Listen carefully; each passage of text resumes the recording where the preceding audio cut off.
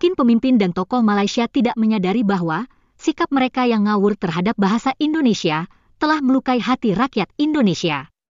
Malaysia ingin memartabatkan bahasa Melayu, tapi dengan jalan pintas, yakni mengklaim bahasa Indonesia. Karena itu, orang Indonesia kini amat kritis terhadap masalah bahasa Melayu Malaysia yang ternyata semakin terpinggirkan. Hal itu amat memprihatinkan karena negeri ujung Medini kini semakin kehilangan jati diri.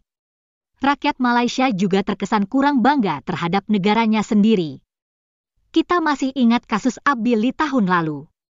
Ia adalah seorang finalis Miss Malaysia yang sempat menyampaikan pernyataan kontroversial. Abi mengatakan bahwa ia ikut ajang Miss Malaysia bukan karena cinta pada negara Malaysia. Ia bahkan mengungkapkan keinginannya untuk pindah negara. Abi akhirnya meminta maaf setelah pernyataannya di media sosial itu menuai kecaman masyarakat. Sikap Abi jelas berkaitan dengan jati diri rakyat Malaysia yang amat lemah. Situasi ini pula yang menyebabkan Malaysia semakin sulit memartabatkan bahasa Melayu. Video berikut berkaitan dengan masalah ini.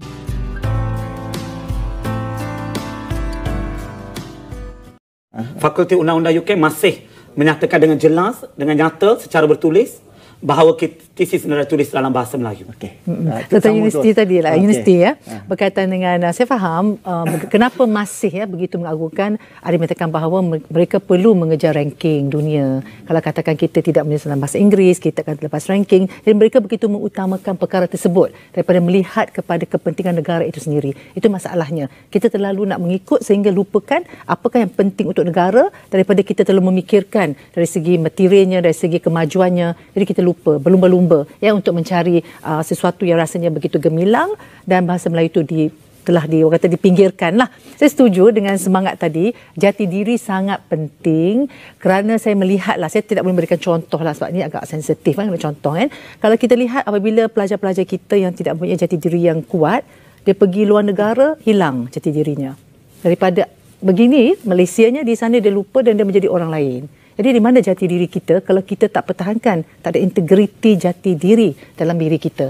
Itu yang penting lah. Bukan saya katakan dia salah, kalau dia nak ubah itu adalah masing-masing pribadinya. Tetapi kalau kita sendiri pun lupa asal-usul, ya, lupa bagaimana. Ada perluan negara dah lupa Malaysia. Dah kata, saya dilahirkan, dia kata kalau Malaysia agak malu lah. Kalau lahir di negara lain rasa bangga. Tapi sebenarnya lahirkan di Malaysia. Jadi kenapa kita tak bangga bahawa tadi kan tanah tumpah darah kita yang penting perlu kita martabatkan. Jadi jati diri sebab mereka tak rasa sayangkan sebab tak ada roh. Tak ada roh untuk cintakan negara. Mereka kadang-kadang katakan, saya mendapat beberapa lah kajian kami mengatakan bahawa mereka tak faham sejarah sebenarnya. Sejarah diajar tak cukup. Perlu lagi rendah, pada sekolah rendah, mungkin prasekolah tadi kan menyatakan sejarah tu perlu diceritakan kepada mereka bagaimana kita merdeka, bagaimana kita asal-usulnya. Sebab mereka tak faham. Kalau ada yang menonton filem Akilau, saya nak mohon maaf juga dengan izin, ada yang salah faham apabila anak-anak yang muda ni, anak keluarga Malaysia muda ni melihat beberapa scene telah menyalahkan. Ada sikit perpecahan etnik di situ berlaku. Tapi kita tak nak mengulas yang begitu jelas perkara tersebut.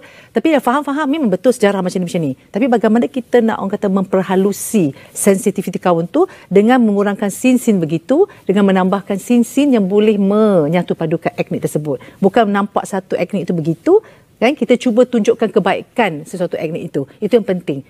Sangat penting tahu perkara tersebut. Kita menonton, kita buat persepsi, oh begitu. Jadi anak-anak muda tak tahu. Jadi kenapa mereka nak sayangkan negara kalau katakan, oh mereka tak baik, ini tak baik, bangsa tak baik. Jadi berlakunya sebenarnya. Walaupun sedikit tapi lama-lama akan menyebabkan menyemarakkan semangat kebencian di situ. Kalau lama setujulah, hati-hati dengan sensitiviti kaum. Dan saya selalu katakan pentingnya Sabah Sarawak kita sentiasa kena bersama. Jangan lupakan. Sentiasa bersama kita etnik-etnik lain yang banyak lagi kita tak tahu, termasuk dengan di kawasan pedalaman. Kita perlu turun padang ke kawasan pedalaman untuk melihat bukan segi bahasa Melayu itu sendiri, juga dari segi sosialnya. Kita kaitkan sekali bahasa Melayu, kesejahteraan sosialnya, rakyat. Kalau rakyat bahagia, gembira, mereka akan sayang negara. Sayang negara, sayang bahasa Melayu. Kalau mereka tak bahagia, mereka sedih, rasa tak puas hati, bagaimana nak sayang bahasa Melayu? Kalau mereka pun dalam keadaan yang tak selamat. Jadi bagaimana kita nak bagi rakyat bahagia? ya, indeks kebahagiaan. Bagaimana nak meningkatkan, bagaimana bagi rakyat supaya rasa selamat di Malaysia dan menjunjung tadi Malaysia sebagai negara yang berkasih sayang. Itu semua berkait. Bukan sekadar kita kata betul jati diri, tapi mereka ada yang tak faham. Masih kurang pemahaman sejarah itu.